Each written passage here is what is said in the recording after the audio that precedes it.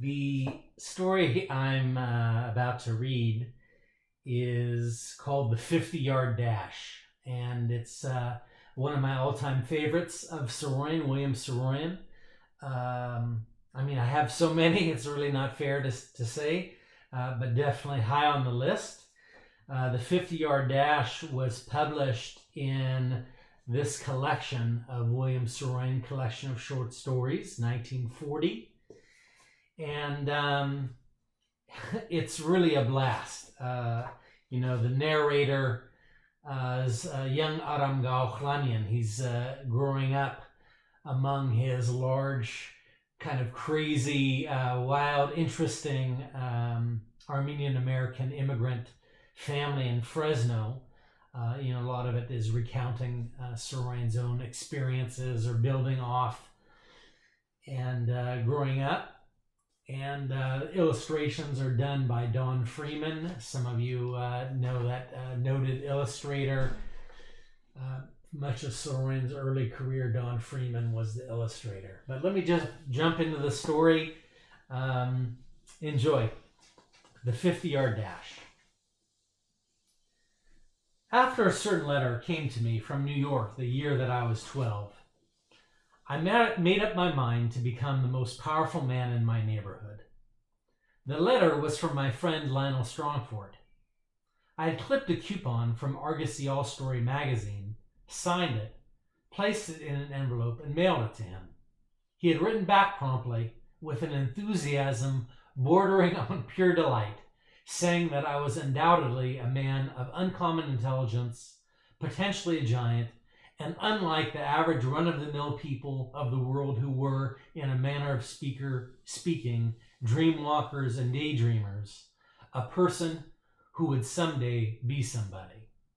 His opinion of me was very much like my own.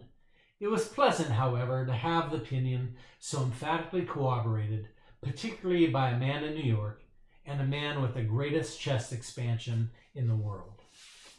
With the letter came several photographic reproductions of Mr. Strongford, wearing nothing but a little bit of leopard skin. He was a tremendous man and claimed that at one time he had been puny. He was loaded all over with muscle and appeared to be somebody who could lift the 1920 Ford Roadster and tip it over. It was an honor to have him for a friend. The only trouble was I didn't have the money. I forget how much the exact figure was at the beginning of our acquaintanceship, but I haven't forgotten that it was an amount completely out of the question. While I was eager to be grateful to Mr. Strongford for his enthusiasm, I didn't seem to be able to find the words with which to explain about not having the money without immediately appearing to be a dream walker and a daydreamer myself. So, while waiting from one day to another, looking everywhere for words that would not blight our friendship and degrade me to commonness, I talked the matter over with my Uncle Gyko, who was studying Oriental philosophy at the time. He was amazed at my curious ambition, but quite pleased. He said the secret of greatness, according to yoga, was the releasing within oneself of those mysterious vital forces which are in all men. These strength, he said in English, which he liked to affect when speaking to me, is from God. I tell you, Aram, it is wonderful. I told him I couldn't begin to become the powerful man I had decided to become until I sent Mr. Strongford some money. Money, my uncle said with contempt. I tell you, Aram, money is nothing. You cannot bribe God. Although my Uncle Gyko wasn't exactly a puny man, he certainly was not the man Lionel Strongford was.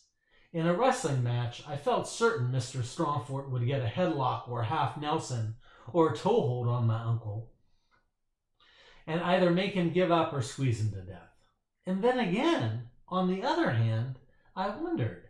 My uncle was nowhere as big as Mr. Strongford, but neither was Mr. Strongford as dynamically furious as my uncle. It seemed to me that at best, Mr. Strongford in a match with my uncle would have a great deal of unfamiliar trouble.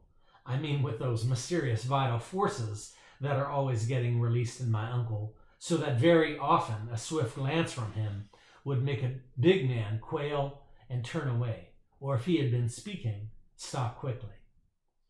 Long before I discovered words with which to explain to Mr. Strongford about the money, another letter came from him. It was as cordial as the first, and as a matter of fact, if anything, a little more cordial. I was delighted and ran about, releasing mysterious vital forces, turning handsprings, scrambling up trees, turning somersaults, trying to tip over 1920 Ford Roadsters, challenging all comers to wrestle, and many other ways alarming my relatives and irritating the neighbors. Not only was Mr. Strongford not sore at me, he had reduced the cost of the horse. Even so, the money necessary was still more than I could get a hold of. I was selling papers every day, but that money was for bread and stuff like that. For a while, I got up very early every morning and went around town looking for a small satchel full of money. During 6 days of this adventuring, I found a penny and a nickel and 2 pennies. 3 days after the arrival of Mr. Strongford's second letter, his third letter came. From this time, our correspondence became one-sided. In fact, I didn't write at all. Mr. Strongford's communications were overpowering and not at all easy to answer without money. There was, in fact, almost nothing to say. It was winter time when the first letter came, and it was then that I made up my mind to become the most powerful man in my neighborhood, and ultimately, for all I knew, one of the most powerful men in the world. I had my own ideas of my own as how to go about getting that way, but I also had the warm friendship and high regard of Mr. Strongford in New York and the mystical, furious guardianship of my Uncle Gyko at home. The letters from Mr. Strongford continued to arrive every 2 or 3 days all winter and into the springtime. I remember the day the apricots were ripe enough to seal, the arrival of a most charming letter from my friend in New York. It was a hymn to newness on earth, the arrival of springtime, the time of youth in the heart, of renewal, fresh strength, fresh determination, and many other things. It was truly a beautiful epistle, probably as fine as any to the Romans or anybody else. It was full of the legend quality, the world feeling, and the dignity of strength feeling so characteristic of biblical days. The last paragraph of the lovely hymn brought up apologetically the coarse theme of money. The sum was six or seven times as little as it had been originally, and a new element had come into Strongford's program of changing me over from a nobody to a giant of tremendous strength and extreme attractiveness to women. Mr. Strongford, he decided, to teach me everything in one fell swoop or one sweet fall or something of that order. At any rate, for $3, he said, he would send me all his precious secret in one envelope, and the rest would be up to me and history. I took the matter up with my Uncle Gyko, who by this time had reached the stage of fasting, meditating, walking for hours, and vibrating. We had had discussions 2 or 3 times a week all winter, and he told me in his own unique broken English way all the secrets he had been learning from yoga. I tell you, Aram, he said, I can do anything. It is wonderful. I believed him too, even though he had lost a lot of weight, couldn't sleep, and had a strange dynamic blaze in his eyes.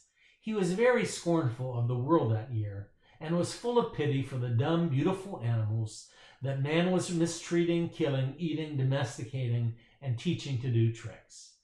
I tell you, Aram, he said, it is criminal to make the horses work, to kill the cows, to teach the dogs to jump, and the monkeys to smoke pipes. I told him about the letter from Mr. Strongford. Money, he said. Always he wants money. I don't like him. My uncle was getting all his dope free from the theosophy, philosophy, astrology, and miscellaneous shelf at the public library. He believed, however, that he was getting it straight from God. Before he took up yoga, he had been one of the boys around town and a good drinker of Rathi.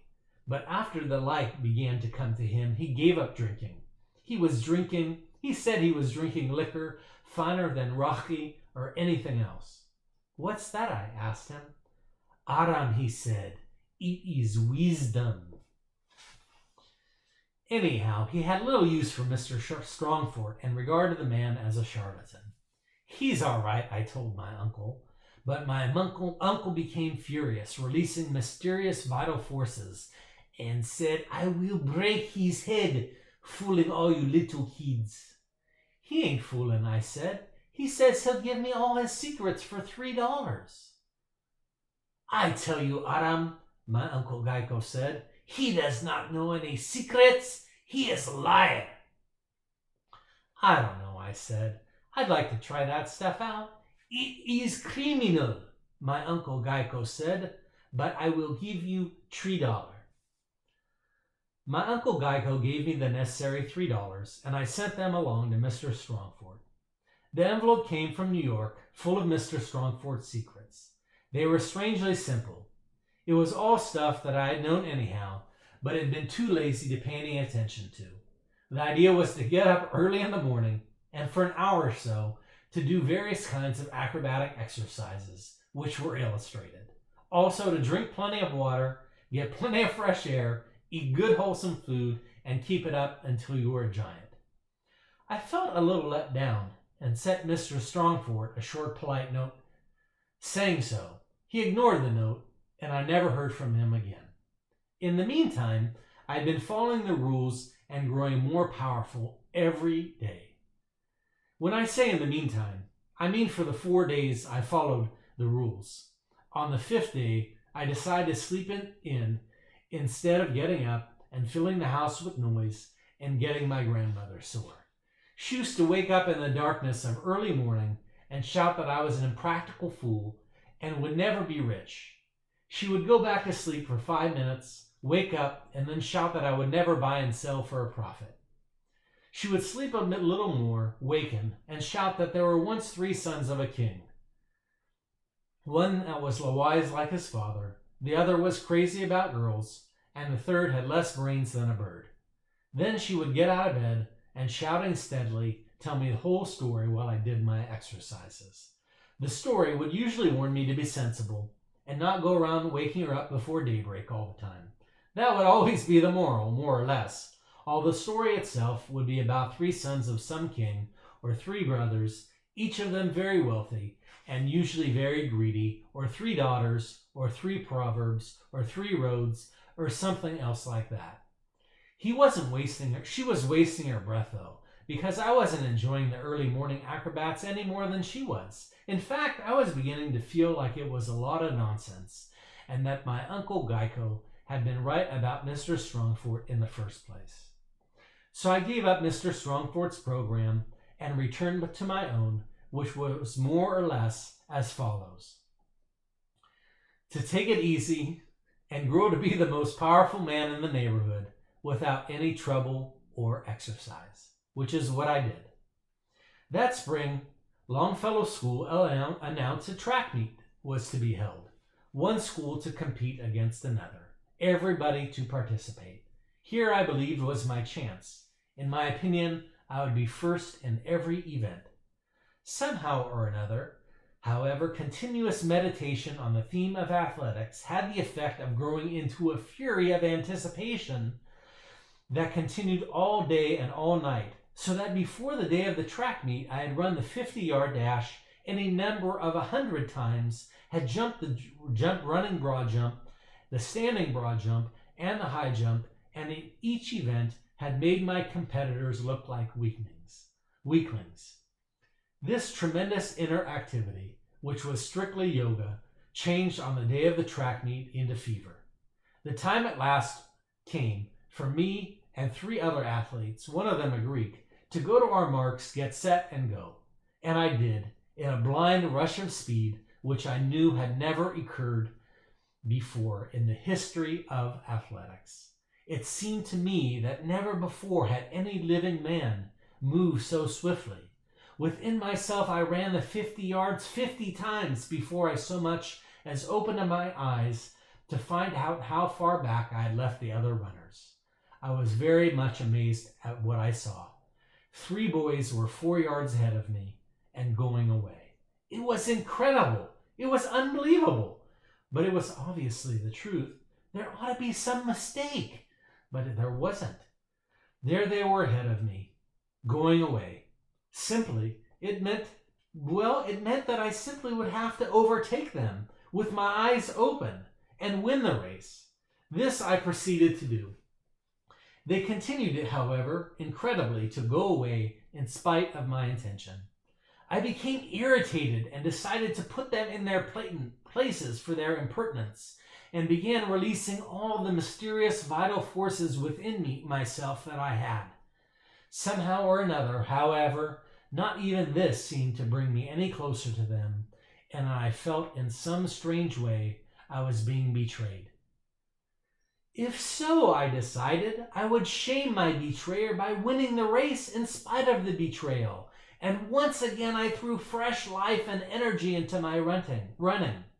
There wasn't a great distance still to go, but I knew I would be able to do it.